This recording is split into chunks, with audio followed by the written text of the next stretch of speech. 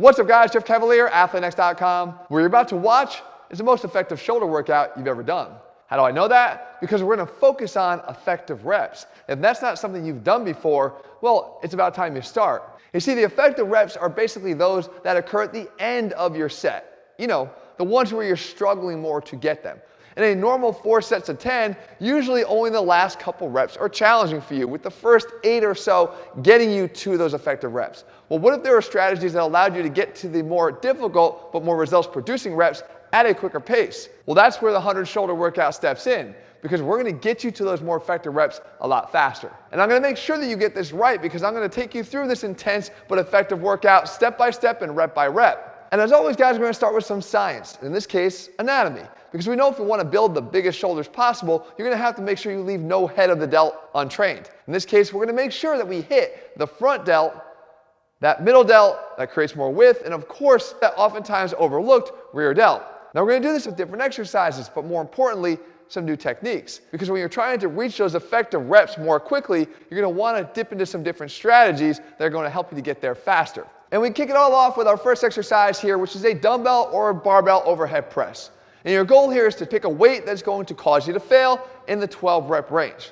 Now keep in mind, when we're talking about failure here, we're talking about form failure. Your inability to complete another concentric repetition in good form, meaning we still need to be able to recognize that it's an overhead press that you're actually attempting here. Now this first set here is called the ignition set. It doesn't count towards your overall effective rep count. You're simply doing it to pre-fatigue the muscles that we're trying to get into that more effective range. Now once you've reached that point of fatigue, the action starts, because now you're going to start a 15-second rest pause interval.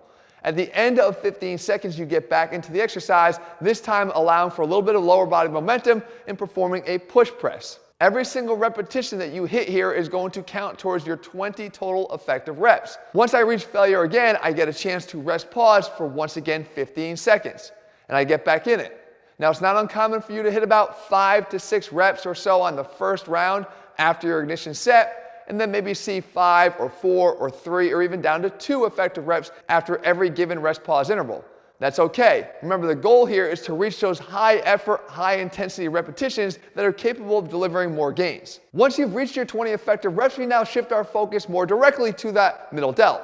And to do this, we do the side lateral raise, but with a different strategy here, again, to help us to get to those more effective reps more quickly. And what you do is you perform a set, again, with a weight that causes failure in the 12 rep range. Now, mind you, that could be slightly less than what you're used to now because of the fatigue that starts to mount from exercise to exercise in this workout. Once you've completed that ignition set, now again, like the first exercise, you're ready for the action to begin. But before doing so, you're going to want to make sure you grab a dumbbell that is half the weight that you just used. So if you did 20 pounders for the side lateral raises, now you're going to be using 10s. But again, we're introducing a technique to increase that intensity to reach those effective reps. Here we do a static hold lateral raise. So your first repetition, you're going to lift the weight up, but now hold it in this top position for 5 seconds.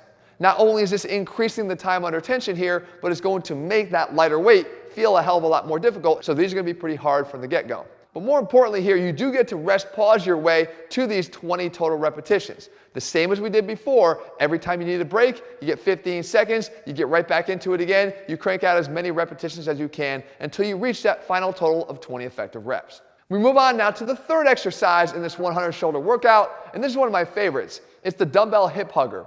And just like the overhead press that we started with here, this one doesn't necessarily focus its attack on one particular head of the delts, but more so 2 of them, the middle and the rear delts. And oftentimes we don't use a real heavy weight to hit the rear delts. This allows us to. You're going to want to make sure that you're letting your elbows drift out to the side into abduction at the shoulder while still keeping your hands close to your side. And most importantly, make sure that you're letting your elbows drift back behind you too into extension at the shoulder so we can hit that all-important rear delt. Now the rest pause starts. 15 seconds, rest pause, and we start to crank out more repetitions again. And again, if you select the weight properly here, this first set after failure, you're probably going to get about 5 or 6 or 7 repetitions, with each set thereafter dwindling down. Even if you're down to just repping out singles, that's okay. You just want to make sure that you accumulate a total of 20 effective reps. And now with the fourth exercise, we start to focus our efforts more directly onto the front delt. And we know that the front delt typically tends to be the more developed or stronger head of all three, so putting it at this point in the workout when you're already fatigued is still going to be manageable. And the exercise of choice here is going to be the cable stretch front raise, allowing us to get those front delts into a position of stretch, something we don't oftentimes get if we're just doing a traditional standing dumbbell front raise. So there alone, you get a little bit of a stimulus for growth that you don't necessarily run into.